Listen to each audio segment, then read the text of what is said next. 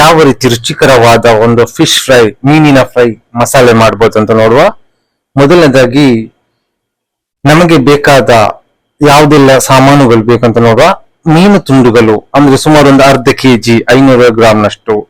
ಹುಣಸೆ ಹಣ್ಣಿನ ರಸ 1 ಟೇಬಲ್ ಸ್ಪೂನ್ ನಷ್ಟು ಬೇಕಾಗ್ತದೆ. ಕಾಶ್ಮೀರಿ ಮೆಣಸು ಹುಡಿ 2 ಟೀ ಸ್ಪೂನ್. ಬೆಳ್ದಗಿ ಮೆಣಸಿನ ಹುಡಿ 1 ಟೀ ಸ್ಪೂನ್ ಬೇಕಾಗ್ತದೆ.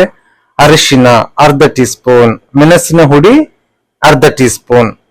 ಬೆಳ್ಳುಳ್ಳಿ 6 ಕಳ್ಳಿ. ಶುಂಠಿ 1 ಇಂಚಿನ ತುಂಡು.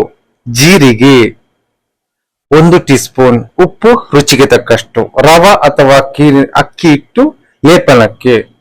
ತೆಂಗಿನ ಎಣ್ಣೆ ಹುರಿಯಲು. ಇಷ್ಟು ಸಾಮಾನುಗಳು ನಮಗೆ ಬೇಕಾಗ್ತದೆ. ಇದನ್ನೆಲ್ಲ ಒಟ್ಟಿಗೆ ಸೇರಿಸಿ ಒಂದು ಗಟ್ಟಿಯಾದ ಒಂದು ಪೇಸ್ಟ್ ತಯಾರಿಸೋಣ.